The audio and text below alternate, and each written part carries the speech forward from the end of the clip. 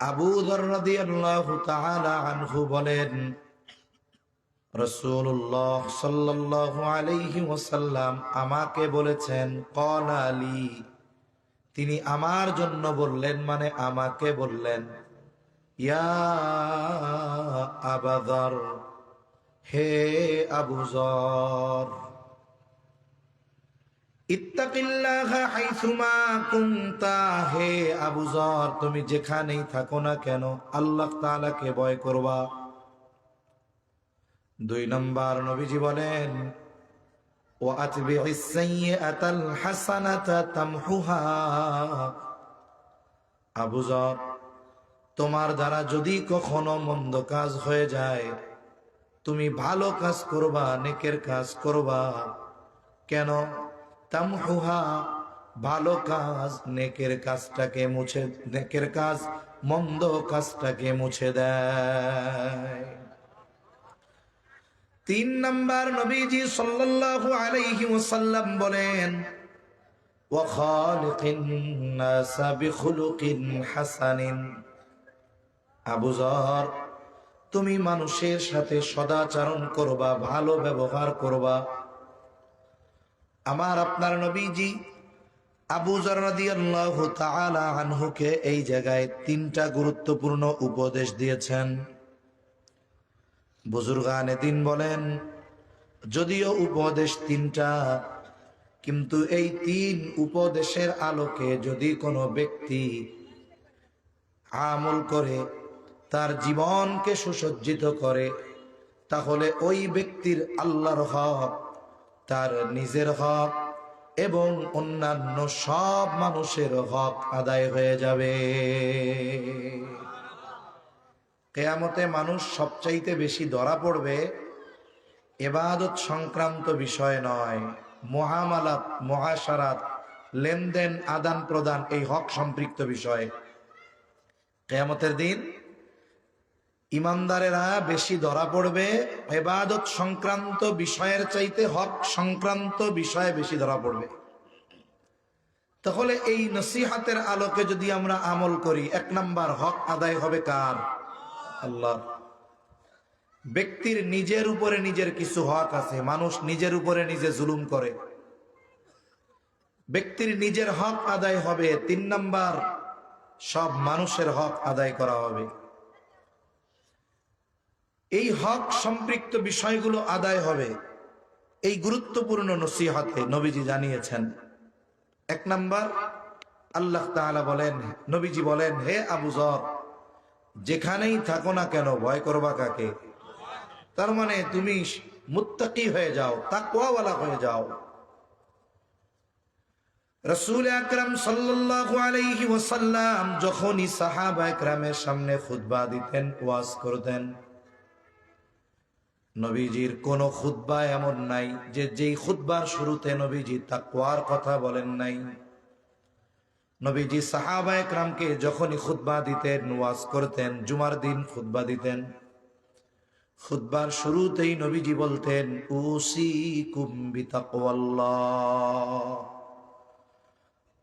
আমি তোমাদেরকে আল্লাহকে ভয় করার ব্যাপারে, তাকওয়ার ব্যাপারে উপদেশ দিচ্ছি, ওসিয়ত করতেছি, নির্দেশ দিচ্ছি। কেন?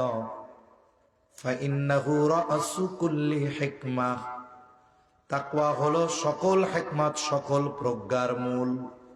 তার মানে যেই ব্যক্তি মুত্তাকি, সে প্রজ্ঞাবান মানুষ, হিকমতওয়ালা মানুষ। নবীজি এই জন্য প্রত্যেক খুতবা বা বয়ানের শুরুতে তাকওয়ার নির্দেশ দিতেন। সাথে সাথে আল্লাহ তাআলা কোরআনুল কারীমের মধ্যে আমাদেরকে তাকওয়া অর্জনের আদেশ দিয়েছে। বারবার আল্লাহ তাআলা আমাদেরকে বারবার তাকওয়া অর্জনের আদেশ দিয়েছেন। সাধারণত তাকওয়া আল্লাহ তাআলা অনেক সময় গোটা মানব সম্প্রদায়কে উদ্দেশ্য করে তাকওয়া অর্জনের আদেশ দিয়েছেন। আবার কোন কোন জায়গায় ইমানদারদেরকে আলাদাভাবে উদ্দেশ্য করে তাকওয়া অর্জনের আদেশ আল্লাহ তাআলা দিয়েছেন। তাহলে তাকওয়া যখন গোটা মানব সম্প্রদায়কে উদ্দেশ্য করে অর্জনের নির্দেশ দেওয়া হয়, এই জায়গায় থাকে এক বিষয়, আবার যখন শুধু ইমানদারদেরকে তাকওয়া অর্জনের নির্দেশ দেওয়া হয়, এই জায়গায় থাকে আর এক বিষয় বা উদ্দেশ্য। এখন তাকওয়া যদি সমস্ত মানব জাতিকে উদ্দেশ্য করে অর্জনের নির্দেশ আল্লাহ দেন, এই জায়গায় তাকওয়ার অর্থ কি? যেমন আল্লাহ তাআলা কোরআনুল কারীমের প্রসিদ্ধ একটি সূরা সূরাতুন নিসা, এই সূরার শুরুতে আল্লাহ তাআলা বলেন, ইয়া আইয়ুহান নাসুত্তাকু রাব্বাকুমুল্লাযী খালাকাকুম মিন নাফসিন ওয়াহিদাহ ওয়া খালাকা মিনহা যাওজাহা وبث منهما رجالا كثيرا ونساء। আল্লাহ তাআলা এই জায়গায় তাকওয়া অর্জনের নির্দেশ দিয়েছেন গোটা মানব জাতিকে। ইয়া আইয়ুহান নাস, আমিও মানুষ, যে বেঈমান সেও, জোরে বলেন, যে বেঈমান সেও, নাস্তিক সেও মানুষ। আল্লাহ তাআলা বলেন, ইয়া আইয়ুহান নাস ইত্তাকু রাব্বাকুম, তোমরা তোমাদের রবকে ভয় করো। প্রথমত এই পৃথিবীতে যত সৃষ্টি আছে সব সৃষ্টির রব কে? ইমানদারের রব কে? নাস্তিকের রব কে? হিন্দুর রব কে? বৌদ্ধর রব কে? গোটা সৃষ্টি জগতের সব সৃষ্টির রব কে? আল্লাহ। তাহলে তোমরা তোমাদের রবকে ভয় করো, তার মানে তোমরা তোমাদের রবের উপরে ঈমান আনো। আচ্ছা বলেন তো, যে অমুসলিম, বেঈমান, সব ধর্মের লোক, সব নাস্তিকের লোক, সব নাস্তিক মানুষ ইমানদার ব্যতীত, সবার রবকে? আচ্ছা সবাই কি আল্লাহর উপরে ঈমান আনছে? অথচ সবার রবকে, অথচ সবাই রবের উপরে ঈমান আনছে? আরে না। এজন্য আল্লাহ তাআলা যখন মানব সম্প্রদায়কে উদ্দেশ্য করে তাকওয়ার নির্দেশ দেন, তখন তাকওয়া দ্বারা উদ্দেশ্য হলো ঈমান। কি জোরে বলেন? তাহলে তাকওয়ার অর্থ যদি ঈমান হয়, উদ্দেশ্য যদি ঈমান হয়, তাহলে তরজমাটা কেমন হবে? ইয়া আইয়ুহান নাস, হে মানব সম্প্রদায়, ইত্তাকু রাব্বাকুম, তোমরা তোমাদের রবের উপরে ঈমান আনো। সমস্ত সৃষ্টির রব আল্লাহ, হিন্দুর রব আল্লাহ, বৌদ্ধর রব আল্লাহ, খ্রিস্টানের রব আল্লাহ। তার মানে আল্লাহ বলেন, হে মানব সম্প্রদায়, তোমাদের রবের উপরে তোমরা ঈমান আনো। কোন রব? কেন ঈমান আনবা? কারণ ওই রব শুধু তোমাদের প্রতিপালন লালন পালন করেন এমন নয়, বরং ওই রব তিনি যিনি তোমাদেরকে অস্তিত্ববিহীন অবস্থা থেকে অস্তিত্ব দিয়েছে। আল্লাযী খালাকাকুম মিন নাফসিন ওয়াহিদাহ, ওই রবের উপরে ঈমান আনো যিনি তোমাদেরকে একটি প্রাণ থেকে সৃষ্টি করেছেন। এই বিষয়ের দিকে গেলে আমার আলোচনা অন্যদিকে চলে যাবে, আমি ওই দিকে যাব না। তাহলে আল্লাহ তাআলা যখন মানব সম্প্রদায়কে উদ্দেশ্য করে তাকওয়ার নির্দেশ দেন, এই জায়গায় উদ্দেশ্য ঈমান। কি জোরে বলেন? এখন থেকে যখন কোরআন পড়বেন, কোরআন যখন দেখবেন লেখা আছে ইয়া আইয়ুহান নাস ইত্তাকু, আল্লাহকে ভয় করো হে মানব সম্প্রদায়, তখন কি বুঝবেন? এই জায়গায় তাকওয়া দ্বারা উদ্দেশ্য কি? ঈমান। জোরে বলেন কি? এই জন্য কোন ব্যক্তি যখন ঈমান আনে সেও মুত্তাকি হয়ে যায়, তবে মুত্তাকির প্রাথমিক স্তরে থাকে। যেমন আপনার যদি 5 বছরের কোনো বাচ্চা থাকে অথবা নাতিপুতা থাকে, নাতিপুতি থাকে, আপনি ওকে ভর্তি করেছেন মক্তবে বা মাদ্রাসায়, এই যে যাকে প্রতিষ্ঠানে ভর্তি করা হলো, এর নতুন একটা পরিচয় হয়, সে হয় ছাত্র। তার নতুন পরিচয় কি? বয়স কয় বছর? ভর্তি হয়েছে স্কুলে বা মাদ্রাসায়, এখন সে কি হয়েছে? ছাত্র। আর একজন পড়ে রেঙ্গা মাদ্রাসায়, মাওলানা শেষ কইরা মুফতি পড়তেছে, ইফতা পড়তেছে, সেও রেঙ্গা মাদ্রাসার, জোরে বলেন না, আপনাদের কি ঘুম আসতেছে? আমার কথা কি বুঝতে পারতেছেন? বোঝা যায় তো? আচ্ছা, তাহলে একটা তাকবীর দেন, নারায়ে তাকবীর, নারায়ে তাকবীর। এই তো মাশাআল্লাহ, এরকম আওয়াজ দিলে বোঝা যাবে যে মাত্র সন্ধ্যা পার হইছে। নাইলে যদি আপনারা আওয়াজ না দেন, আমার কেমন যেন মনে হইতেছে আমি রাত 12টার পরে ওয়াজ করতেছি। কথা বোঝা যায় তো? আলহামদুলিল্লাহ। তাহলে রেঙ্গা মাদ্রাসায় যে ইফতা পড়ে, মুফতি পড়ে, সেও ছাত্র। এই 2 দিন আগে যারে ভর্তি করছেন সেও ছাত্র। কোন দুই ছাত্রের অবস্থান কি এক? হ্যাঁ, দুইজনের পরিচয় কিন্তু ছাত্র। ও হলো মাত্র ঢুকছে প্রাথমিক ছাত্র, আর উনি হলো হায়ার লেভেলের ছাত্র। কোন ব্যক্তি যখন ঈমান আনে সে হলো প্রাথমিক স্তরের মুত্তাকি। এই জন্য কোরআনুল কারীমের সর্ববৃহৎ সূরা, সেই সূরার নাম কি? সবচেয়ে বড় সূরা, এই সূরার নাম কি? জোরে বলেন, নাম কি? সূরা বাকারা। সবাই জানেন তো? জানার আওয়াজ তো হইল না, মানে আপনারা যে সবাই জানেন, আওয়াজ বলতেছে সবাই জানে না। সবচেয়ে বড় সূরার নাম কি? সূরা বাকারা। সূরার একেবারে শুরুতে আল্লাহ কি বলেন? আলিফ লাম মিম যালিকাল কিতাবু লা রাইবা ফীহি হুদাল লিল মুত্তাকিন। আল্লাহ রাব্বুল আলামিন বলেন আলিফ লাম মিম। এর অর্থ আল্লাহ তাআলা ভালো জানেন। এরপর আল্লাহ তাআলা বলেন যালিকাল কিতাবু লা রাইবা ফীহি হুদাল লিল মুত্তাকিন। আল্লাহ তাআলা বলেন, আল্লাহ রাব্বুল আলামিন বলেন যালিকাল কিতাব লা রাইবা ফীহি, ওইটা এমন এক কিতাব যার মধ্যে কোনো সন্দেহ নাই। শুধু তাই নয়, হুদাল লিল মুত্তাকিন, এটা মুত্তাকিনদের জন্য পথ প্রদর্শক, মুত্তাকিনদের জন্য হেদায়াত। তাহলে এই জায়গায় মুত্তাকিন উদ্দেশ্য কি? মুত্তাকিন দ্বারা উদ্দেশ্য হলো মুমিন। তার মানে হুদাল লিল মুত্তাকিন আই হুদাল লিল মুমিনিন। তার মানে আল্লাহ তাআলা কোরআনুল কারীমের মধ্যে ঈমানদারদেরকেও মুত্তাকি বলে অভিহিত করেছে।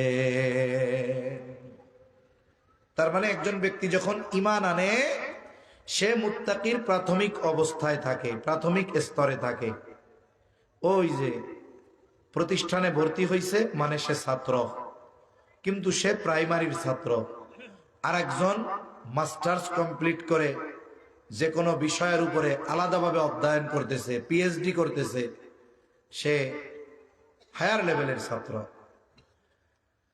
আল্লাহ তাআলা যখন ঈমানদারদেরকে উদ্দেশ্য করে তাকওয়া অর্জনের নির্দেশ দেন, এই জায়গায় ঈমান আনা উদ্দেশ্য নয়।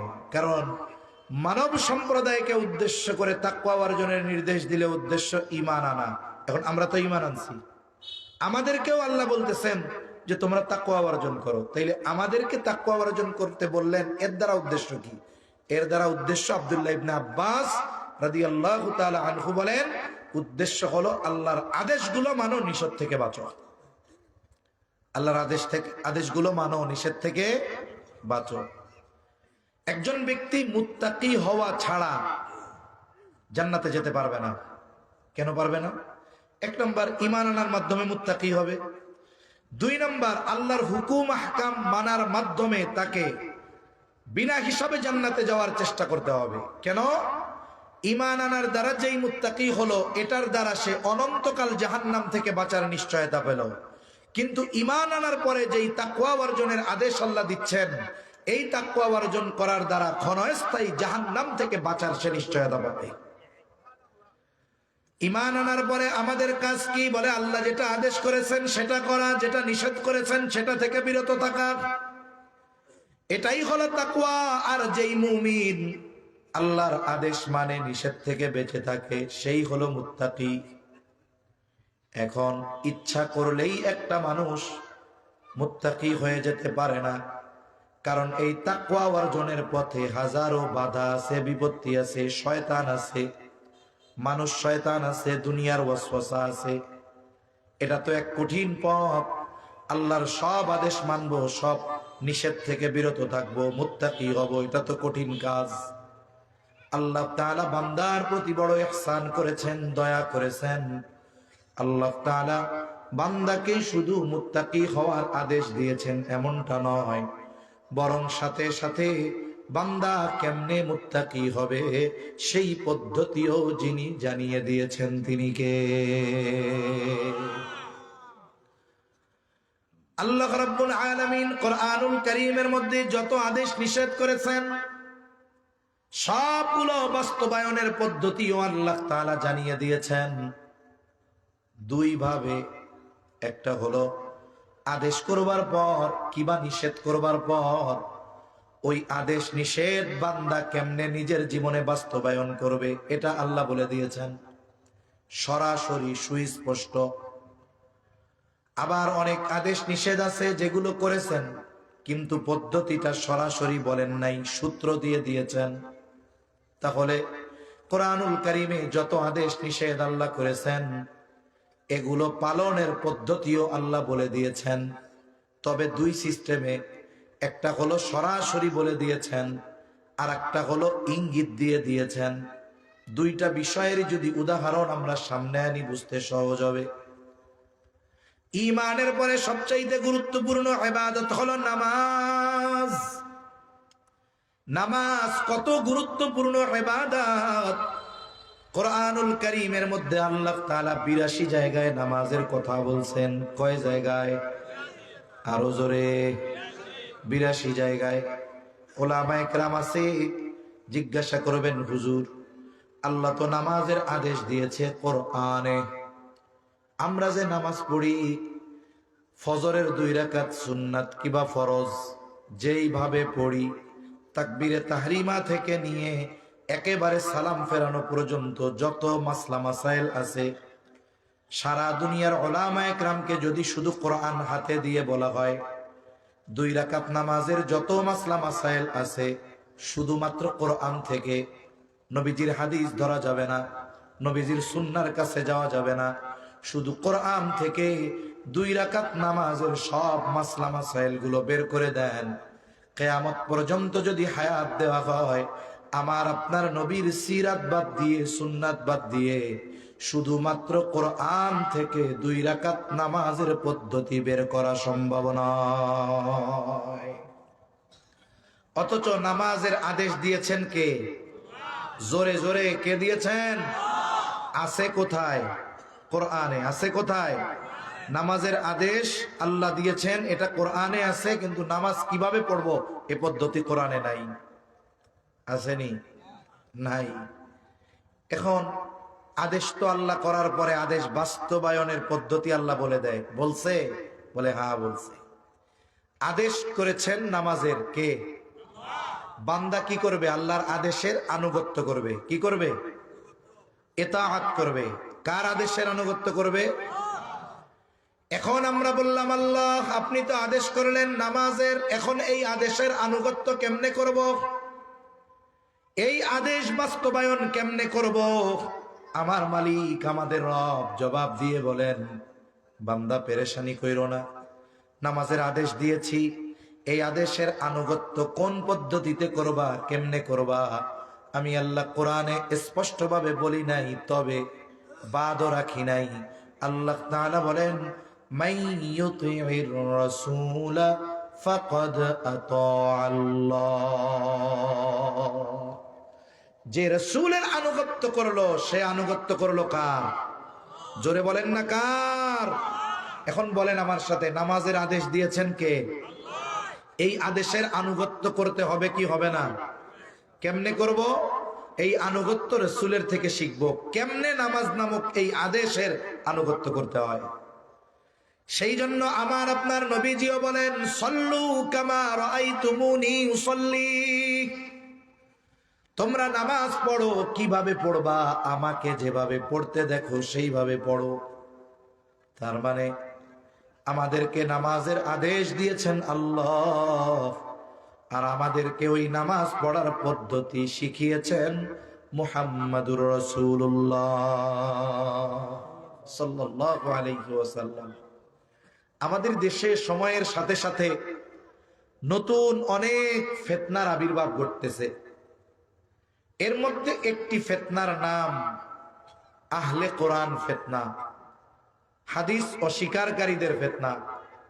আছে না নাই? এদের কিছু আলামত আছে। আমাদের জাতীয় মসজিদের সম্মানিত খতিব, বিশ্ববিখ্যাত আলেমে দ্বীন মুফতি আব্দুল মালিক সাহেব বারাকাল্লাহু ফি হায়াতি, সকলে বলি আমিন। হযরত কয়েকটা আলামত বলছেন। একটা আলামত হইল এরা কবর জগৎ, আলমে বরজখ অস্বীকার করে। এরা বলে কবরে সওয়াল জবাব এসব কিচ্ছু নাই, নাউজুবিল্লাহ বলেন। এরা এগুলা বলে, এরা হাদিস অস্বীকারী। এরপরে এরা নামাজ 5 ওয়াক্ত বিশ্বাস করতে চায় না। এই ধরনের অনেক কথা বলবে যে শুধু কোরআন মানতে হবে, হাদিস মানার দরকার কি? আচ্ছা বলেন তো, কোরআন কালাম কার? কালাম যে আল্লাহর। এটা কি আল্লাহ আমাদের সরাসরি লেখা বই আকারে দিছে? সাহাবা একরাম আল্লাহর এই কালাম কার জবান দিয়ে শুনছে? জোরে বলেন না, কার জবান দিয়ে? নবীজির জবান দিয়ে, তাই না? তাহলে কোরআন সাহাবা একরাম শুনছে নবীজির জবান দিয়ে। তাইলে যেটাকে আমরা হাদিস বলি ওইটা কি আমার বাপদাদার কথা? কার? নবীজি মুখ দিয়া বইলা বলছে এটা কোরআন, বিশ্বাস করলা। ওই নবীর জবানের কথা হাদিস বিশ্বাস করো না, চিটিংবাজি পাইছো কোথায়? মনে রাখবেন, যারা হাদিস অস্বীকার করে এরা কোরআন অস্বীকারী। এটা মুখ দিয়ে বলে না কিন্তু, কারণ কোরআন তো আল্লাহ সরাসরি লেখা দেন নাই, তক্তায় কিতাব আকারে পাঠান নাই। নবীজির কাছে আল্লাহ কোরআন নাজিল করছেন। কোরআন এই যে কিতাব আকারে লিপিবদ্ধ অনেক পরে হয়েছে। হযরত ওসমান রাদিয়াল্লাহু তাআলা আনহুর সময় ব্যাপকভাবে এটাকে একেবারে সুন্দর করে একত্রিত করে এরপরে করা হয়েছে। এরা কিন্তু সাহাবায়ে কেরাম মুখস্থ করে রাখতো। কেউ চামড়ায় লেখা রাখছে, কেউ গাছের বাকলে লেখা রাখছে, কেউ মুখস্থ করে ফেলছে। ওনাদের স্মরণ শক্তি অনেক ছিল। তার মানে যারা বলে আমরা আহলে কোরআন, হাদিস অস্বীকার করে, এরা নিঃসন্দেহে কোরআন অস্বীকারী, কোনো সন্দেহ নাই। কারণ কোরআনও আমরা পাইছি তো নবীর জবান দিয়া। নবী বলছে এটা আল্লাহর কালাম, আমরা বিশ্বাস করে নিয়েছি।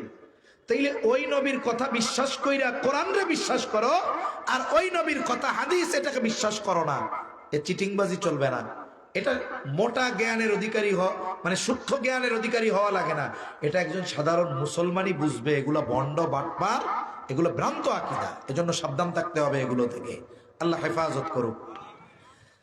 তাহলে কোরআনে নামাজের আদেশ, নামাজ শিখিয়েছেন মুহাম্মাদুর রাসূলুল্লাহ সাল্লাল্লাহু আলাইহি ওয়াসাল্লাম। যেমন হজ করতে হবে, যার সামর্থ্য তার জন্য হজ করা ফরজ। আদেশটা কার? আরো জোরে বলেন কার? এখন হজ কেমনে করব? পদ্ধতি তো পরিপূর্ণ কোরআনে নাই। আমার আপনার নবীজি বলেন খুদু আন্নি মানাসিকাকুম। আল্লাহ তো হজের আদেশ করছে, হজ কেমনে করবা, কিভাবে করবা, এটা তোমরা আমার থেকে শিখে না। আরো একটা উদাহরণ দেই। নামাজের বাহিরে ভেতরে 13 ফরজ। ভেতরের ফরজ গুলার মধ্যে একটি ফরজ হলো রুকু করা। কি করা? জোরে কন। রুকু করা, রুকু। এখন আপনাদের এই মসজিদে আমি নামাজে দাঁড়াইলাম, আমার পাশে যেই মুসল্লি, উনি আলিমও না, কিচ্ছুই না, সাধারণ একজন নামাজি। ইমাম সাহেব কেরাত শেষ করে রুকুতে গেলেন। রুকুতে ওই আল্লাহর বান্দা উনিও রুকুতে গেছে। রুকু শব্দের শাব্দিক অর্থ হলো ঝুঁকা। এখন আমি ঝুঁকছি, তবে মাথা আর পিঠটারে একটু এরকম বাঁকা করছি। শুধু রুকুতে গেলে যাই কেমনে? এইরকম হয়ে যায় না? আমরা সোজার থেকে এরকম হয়ে যাই, কিন্তু আমি রুকুটা দিছি এতটুক, মাথাটারে একটু কি করছি? জুয়াইছি। নামাজ শেষ করার পরে আমার পাশে যিনি আছেন, উনি কি আলেম? কিচ্ছুই না। আমার দিয়ে কইব এটা তো দেখে হুজুর হুজুর লাগে, কিতা নামাজ পড়লা? নামাজ তো পড়ছি। কে রুকু করলা না কেন? আমি তো রুকু করছি। কই রুকু করছো? আরে আমি যদি তখন বলি, আরে চাচা আপনি জানেন রুকুর অর্থ কি? রুকু অর্থ হইলো ঝুঁকা। আমি একটু মাথা ঝুঁকাইছি তো। ইতারে তো রুকু হয় না ভাই। আপনাদের ভাষায় আমারে কইব আর কি। মনে করেন মুরব্বী যারা, এনারা তো আর শুদ্ধ ভাষা পারে না, এই জন্য অনেক মুরব্বীর সাথে কথা বলি, মাঝে মধ্যে বুঝি না, মাঝে মধ্যে ওনারা দুই চারটা বলে, আমি একটু মাঝে মধ্যে শিখি, ভালোই লাগে আলহামদুলিল্লাহ। তাই তারে তো রুকু হয় না। এখন আমি যদি তারে বলি রুকু কাকে বলে, কারে রুকু হবে হলো তুমি সোজা থেকে একবারে এরকম বাঁকা হয়ে যাবা, ডালের মতো হয়ে যাবা, এলের মতো হয়ে যাবা, তোমার মাথা আর পিঠ একবারে সমান সমান থাকবে, মাথা আর পিঠের উপরে একটা লাকড়ি রাখলে একেবারে সোজা থাকবে এরকম, এইটারে রুকু কয়। এখন ওনারে যদি বলি আল্লাহ তো বলছে রুকু করতে, রুকু মানে ঝুঁকা, তাইলে রুকু মানে যে এতটুকু ঝুঁকতে হবে, কতটুকু থাকতে হবে, এটা কোথার থেকে শিখছেন? উনি বলবে আমরা নবী শিখাইছে। তার মানে কি রুকুর আদেশ করছে কে? রুকু কিভাবে করতে হবে, কতটুকু থাকতে হবে, এটা শিখাইছে কে? নবীজি। তাহলে কি বলতেছিলাম, আল্লাহ তাআলা যখন কোনো আদেশ করেন ওই আদেশ বাস্তবায়নের সুস্পষ্ট পদ্ধতিও আল্লাহ বলে দেন। আবার সুস্পষ্ট পদ্ধতি যদি না বলেন, ইঙ্গিত দিয়া দেন যে এই আদেশটা কেমনে বাস্তবায়ন করবা, ওই জায়গা থেকে শিখো। আমার আপনার নবীর ব্যাপারে আল্লাহ ইঙ্গিত দিছেন, বান্দা আমার যেই আদেশটা আছে সুস্পষ্ট নির্দেশনা যদি কোরআনে না থাকে, আমার রাসূলের কাছ থেকে ওটা শিখে নাও। আবার অনেক নিষেধ আছে, নিষেধগুলার করার ক্ষেত্রেও আল্লাহ তাআলা কত সুন্দর সিস্টেম।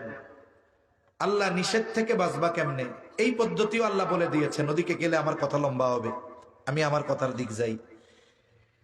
আরেকটা হলো আল্লাহ তাআলা আদেশ করার সাথে সাথে ওই আদেশ বাস্তবায়নের পদ্ধতি নিজেই বলে দেন। অনেক সময় আছে নতুন কাউকে যদি কোনো কিছু আদেশ করা হয় তার জন্য কঠিন মনে হয়। যেমন আপনি যদি এমন কোন ব্যক্তি যে কোনোদিন মৌলভীবাজার যায় নাই, সিলেটও যায় নাই, এইদিকে সর্বোচ্চ ফেন্সুগঞ্জ, এইদিকে সর্বোচ্চ ধরেন আর কিছু দূর গেছে, এইরকম কোন এক ব্যক্তিকে যদি আপনি হঠাৎ করে এখন বলেন কালকে সকালে তোমার ঢাকা যাইতে হবে, যারা ঢাকা যাওয়া আসা করেন বলেন তো ঢাকা যাওয়া আসা কি কঠিন? কঠিন না তো, সহজ। কিন্তু যে জীবনে যায় নাই ওরে যদি বলেন, ও তো বয়স শেষ, ওরে আল্লাহ আমি জীবনে ফেন্সুগঞ্জ পার হই নাই, জীবনে মৌলভীবাজার গেলাম না, জীবনে সিলেট গেলাম না, আমি ঢাকা যেতে পারব না। আদেশটা তার জন্য কঠিন। এখন আপনি কইলেন বাইরে এত চিন্তা করো কেন, কোনো পেরেশানির কারণ নেই, সুন্দর মতো আমি তোমার এই জায়গার থেকে মাইজগাঁও স্টেশন একটা আছে না, তুমি কোনো পেরেশানি করবা না, সকালে ট্রেন যেটা আসে সিলেট থেকে তোমারে আমি একটা ট্রেনে উঠাইয়া দিব, তুমি শুধু ওই ট্রেনে বসে থাকবা, তোমার আর কোনো কাম কাজ নেই। একেবারে এই ট্রেন সব শেষ, যেই জায়গায় গিয়া সবাই নাইমা যাবে, তুমিও নাইমা যাবা, এবং ওই মানুষগুলো যেই দিক যাবে তুমিও সেই দিক যাবা, কারণ ট্রেন থেকে নামার পরে এক রাস্তা দিয়ে সবাই বাইরে যেতে হয়। তুমি তাদের সাথে যাইতে থাকবা, একটু হাঁটার পরেই দেখবা ওই যে পাশের বাড়ির আব্দুল করিম তোমারে এসে নিয়ে যাইব। বলেন তো আদেশ করার সাথে সাথে যত ভয় লাগতেছিল, কঠিন লাগতেছিল, পদ্ধতি বলে দেওয়ার পরে ওই সময়ের মতো কঠিন লাগবে? এখন মনে হইব ও তাইলে তো সহজই আছে, বসমু নামমু আর যামু। এখন মনে করেন ওরে দিচ্ছেন ট্রেনে উঠাইয়া, ও সুন্দর মতো কমলাপুর নাইমা মানুষের সাথে হাঁটতেছে, ও তো কিছুই চিনে না, একটু পরেই আব্দুল করিম ডাক দিয়া কয় ওই আব্দুর রহিম খাড়াও, হেমিয়াইও চলো। এরপরে আপনারে ও ঢাকা গিয়া ফোন দিবে, ও চাচা আমি তো ভাবছিলাম ঢাকা হওয়া কত কঠিন, এখন তো দেখি এটা পানির মতো সোজা। ঠিক না? কেন সোজা মনে হইছে? ওই যে তারে পদ্ধতি যখন বইলা দিছে তার কাছে সহজ লাগছে, পদ্ধতির যখন প্রয়োগ করছে দেখছে আরে আসলে তো এটা সোজা, আমি না ভয়ে অবস্থা খারাপ যে ঢাকা যাবো কেমনে। তাহলে আল্লাহ তাআলা তাকওয়ার আদেশ করেছেন, তাকওয়া অর্জনের আদেশ করার সাথে সাথে বান্দা এই তাকওয়া কেমনে অর্জন করবে সেটাও জানায় দিয়েছেন কে? এটাতে আল্লাহ ইঙ্গিত দেন নাই, বরং সরাসরি কোরআনুল কারীমের মধ্যে অনেকগুলো পদ্ধতি আল্লাহ তাআলা জানায় দিয়েছেন। আমরা একটা দুইটা পদ্ধতি নিয়ে জানবো, শুধু জানবো তা নয়, ওই পদ্ধতিগুলোর উপরে আমরা আমল করব ইনশাআল্লাহ। আচ্ছা বলেন তো, এই যে মুত্তাকি, এটা শুধু হুজুর যারা তাদের হইতে হবে, যারা হুজুর না তাদের মুত্তাকি হওয়া লাগবে না? সবার লাগবে? যে ইমানদার তার উপরেই নির্দেশ, ইয়া আইয়ুহাল্লাযীনা আমানুত্তাকুল্লাহ, হ্যাঁ ইমানদারেরা আল্লাহকে ভয় করো, মুত্তাকি হও। তাইলে মুত্তাকি মনে হয় শুধু বুড়া ইমানদাররা হবে, কিন্তু যারা যুবক এদের মুত্তাকি হওয়া লাগবে না? না না, এরা বুড়াকালে হইলে হবে। সবার প্রতি আল্লাহর নির্দেশ, মুত্তাকি হও। এখন আসেন, আল্লাহ বললেন ইয়া আইয়ুহাল্লাযীনা আমানুত্তাকুল্লাহ, হে ইমানদারেরা মুত্তাকি হও। আমরা জিজ্ঞাসা করলাম, আল্লাহ কেমন করে মুত্তাকি হব? আল্লাহ তাআলা বলেন ওয়াকুনু মা'আস সাদিকিন, বান্দা মুত্তাকি যদি হতে চাও সত্যবাদীদের সঙ্গী হয়ে যাও। আল্লাহ তাআলা এই বলেন নাই যে আবেদিনদের সঙ্গী হও, যাকিরিনদের সঙ্গী হও, শাকিরিনদের সঙ্গী হও, সাবিরিনদের সঙ্গী হও। আল্লাহ তাআলা বলেন নাই, আল্লাহ বলেছেন সাদিকিনদের সঙ্গী হয়ে যাও। কেন? বুজুর্গানে দিন বলেন সত্যবাদিতা এমন এক গুণ, এই গুণ পরিপূর্ণ অর্জিত তখনই হয় যখন বাকি সমস্ত ভালো গুণ তার অর্জন হয়। সত্যবাদী এমন এক ব্যক্তি যার মধ্যে বাকি সব ভালো গুণ থাকে। কেমনে বুঝাই আপনাদের? একটা গল্প বলি। অনেক সময় মানুষের একটা পরিচয়ের মাধ্যমে তার 10টা পরিচয় পাওয়া যায়, অনেক কিছুর পরিচয় তার জানা যায়। যেমন এক এলাকায় এক মসজিদে বছরের পর বছর ইমাম সাহেব ছিলেন, সাধারণ একজন মানুষ, শুধু কোরআনটা শুদ্ধভাবে পড়তে পারতেন। তাকে এলাকার মানুষ কারি সাহেব কইত, যে উনি কোরআনটা পড়তে পারে কিন্তু আলিম না। অনেক বছর পর ওই মসজিদে একজন মাওলানা সাহেবকে ইমাম হিসেবে নিয়োগ দেওয়া হয়েছে। গ্রামের মানুষও অনেক শিক্ষিত না, এরা মনে করে যে মাওলানা এর চাইতে এই দেশে বড় আলেম আর নাই, যে মাওলানা তার চাইতে বড় আলেম আর এই দেশে নাই। যদি কারো মসজিদে বড় আলেম খতিব থাকে তাহলে তার মধ্যে আনন্দ লাগে। অনেক রেখ বলে, মিয়া জানো আমাদের মসজিদের খতিবকে অমুক মাওলানা সব। এখন এই মুরব্বী উনি তো অনেক শিক্ষিত না, বুঝে না। উনি ভাবছে যে মাওলানা সে হলো এই দেশের সবচেয়ে বড় আলেম, ওনার মসজিদের ইমাম সাহেব এখন মাওলানা। উনি এক জায়গায় বেড়াইতে গেছে। বেড়াইতে যাওয়ার পর ওই এলাকার মুসল্লির একজনের কাছে জিজ্ঞাসা করছে যে তোমাদের মসজিদের ইমাম সাহেব নাম কি? তা উনি বলছে আমাদের মসজিদের ইমাম সাহেবের নাম মুফতি আব্দুর রহিম। কথার কথা আর কি, মাওলানা বলছে নাকি মুফতি বলছে? মুফতি আব্দুর রহিম। এখন চাচা কি জানে যে মাওলানা সে হলো বাংলাদেশের সবচেয়ে বড় আলেম। এখন ওনারে তো পরিচয় দিছে মুফতি আব্দুর রহিম। এখন চাচা একটু তুচ্ছ কইরা কইতেছে, তোমাগো মসজিদের ইমাম সাহেব মুফতি এইটা বুঝলাম, কিন্তু উনি কি মাওলানা হয়েছিল? এখন কম তো, যেই আল্লাহর বান্দা মুফতি হইছে সে যদি মাওলানা না হয়, সে কি ইফতা পড়ার বা ফতোয়া বিভাগের বারান্দা দিয়ে হাঁটতে পারবে? তার মানে সে মাওলানা ক্লাস পার কইরাই তো এরপরে মুফতি হইছে। এখন কেউ যদি পরিচয় দেয় যে আমি মুফতি অমক, তাইলে বুঝতে হবে উনি তো মাওলানা হইছে। আলাদা কইরা উনি মাওলানা এই পরিচয় দেওয়ার কোনো দরকার আছে?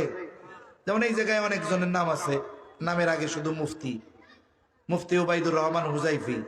এখন বলেন তো, উনারে যদি আমি আলাদা করে জিজ্ঞাসা করি, ও ভাই আপনি কি মাওলানা? তাহলে আমার তো কইব এই বলদের মতো বলদ এই দেশে একটাও। তার মানে উনি গুণ উল্লেখ করছে মুফতি, এর দ্বারা আমরা বুঝতে পারলাম আরো কিছু গুণ ওনার মধ্যে আছে। অনুরূপ ভাবে সাদিকিনদের সঙ্গী আল্লাহ হইতে বলছেন কেন? বলে বাস্তবেই যারা সাদিকিনদের অন্তর্ভুক্ত তাদের মধ্যে বাকি সব ভালো গুণ আছে। তার মানে আমি যদি প্রকৃতপক্ষে একজন সত্যবাদীর সঙ্গী হই, তাইলে আমার মধ্যে ইবাদতের গুণ আসবে, আমার মধ্যে সবরের গুণ আসবে, আমার মধ্যে শুকরের গুণ আসবে। এক কথায় ভালো গুণ আমি ওই জায়গা থেকে পাবো। তাকওয়া অর্জনের জন্য আল্লাহ তাআলা এই জন্য সুহবতকে প্রাধান্য দিয়েছেন। আমাদের একটা পরিভাষা আছে, একটা প্রবাদ আছে, সৎসঙ্গ স্বর্গবাস ও সৎসঙ্গ সর্বনাশ। সৎসঙ্গের কারণে মানুষের মধ্যে ভালো গুণ আসে।